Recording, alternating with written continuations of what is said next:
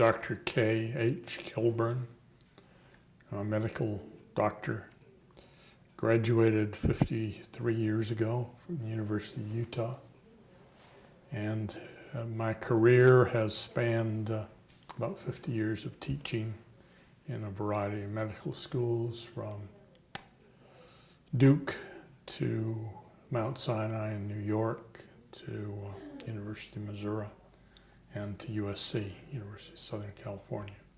So you're a physician and you're a toxicologist, and you're probably the most renowned expert in the field of hydrogen sulfide toxicity. Can you tell us what brought you to this work? Patients. I have always been excited at what causes disease. It goes back to when I was first, a young physician. In fact, I remember seeing several patients who came to us from nerve gas exposure at Tooele Ordnance Depot in Utah. I was at the University of Utah. And, they couldn't even breathe on their own. They were so poisoned. They had to be respired for, and we gave them huge doses of the antidote, which was atropine. And then the brain recovered and they took over. So practically from that time, I've always been the one to say, well, this is cause, let's find out why. Okay. So can you tell us about the first patient, the first case of hydrogen sulfide toxicity that you ever encountered? The first individual patient was a young man who had gone to the top of a tower where they were storing crude oil on the Gulf Coast. And the top of that tower rises. I don't know if you've ever known this, but they rise as you fill them.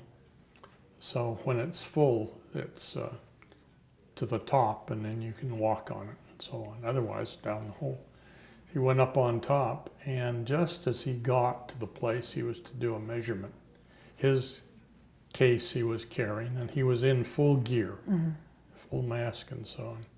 But anyway, the pressure valve blew, and his mask pegged at 10,000 parts per million. Wow. And he was knocked down. I mean, not by a force, but he just collapsed.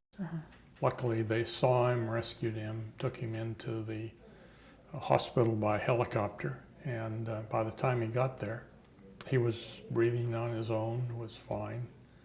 But they sent him home, and 6 hours later, he couldn't hold his urine, he couldn't hold his bowels. He just had a complete kind of collapse. And so he went back to the hospital, and in 3 or 4 more days, all that went away. But then he went home and couldn't do 3rd, 4th grade arithmetic with his daughter. And how did he find his way to you? Actually, he had gone to see an attorney in Louisiana who had worked with me on several poisoning cases and referred him to me. Well, we, the Animal Welfare Institute, have been fighting and struggling with the issue of CAFOs, commercial animal operations, for years. Yes, confined animal operations for years. Are those also a significant source of hydrogen sulfide? Very much so. I mean, it's hydrogen sulfide whether nature makes it, whether it comes out of crude oil or natural gas. Some natural gas we're now harvesting is 75% hydrogen sulfide. Wow. Only 25% methane. Well, how is that similar to a lagoon holding hog manure? A lagoon holding hog manure generates hydrogen sulfide.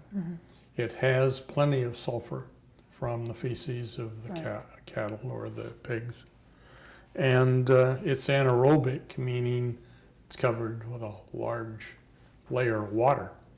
So if you look at these lagoons, you'll watch them bubble. Right. They'll bubble. And is that hydrogen sulfide gas? Hydrogen sulfide. Pure hydrogen sulfide, wow. Well, it's hydrogen sulfide and methane because both are being generated. Carbon is there as well as sulfur. But anything that has sulfur, one of the surprises we had was finding that the wallboard, plasterboard, is calcium sulfate. Oh, wow. If you put it in a landfill, get it wet, it generates hydrogen sulfide. Wow. So landfill neighbors in Florida, Virginia, other places, we've had groups of people who were exposed that way. The CAFOs, that's not new technology. It's hideous technology, but it's a method of maximizing the growth of, cattle or pigs. The worst CAFOs are pigs because they seem to, nobody in this country or very few people have figured out what to do with manure.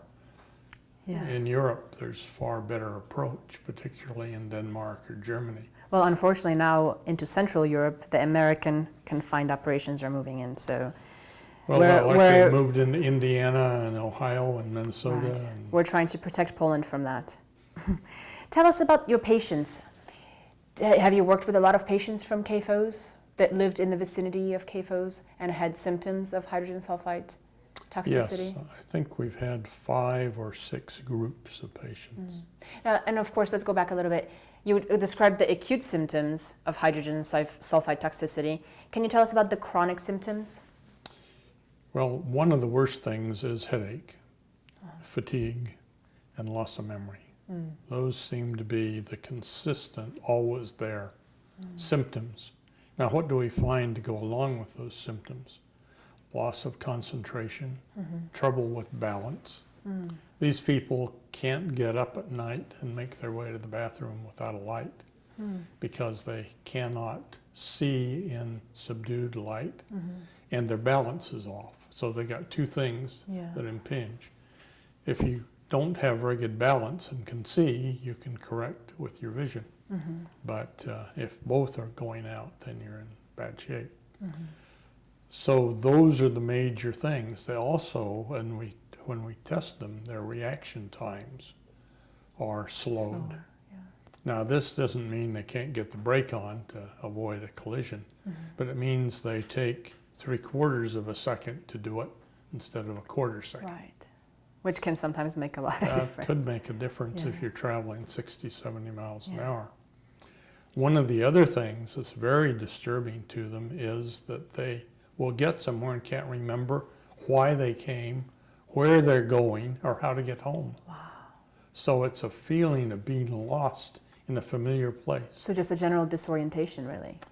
Well, it's not really general disorientation as much as it is they suddenly reach a point where they look around and they're on a street where they live and it doesn't look familiar and they don't know where home is. So it's moments of disorientation, like going in and out of awareness, well, perhaps. it's even different from that in a sense that they seem to be in possession of their faculties, but a cloud has come in. And some of them will call it, well, I had a spaced out period. Okay. I couldn't think. Okay. Or they'd reach in their pocket and say, oh, that's a note. I read it. It says, eggs and cabbage and 2 cans of soup. I guess that means I'm going to the grocery store. And then they'll look and see, oh, am I carrying groceries? If they're not, then they must be going because they haven't been. And so this is adults. Are children affected too? Children are affected and possibly to a greater extent than the adults are. Wow. In other words, they seem to be more sensitive. This morning,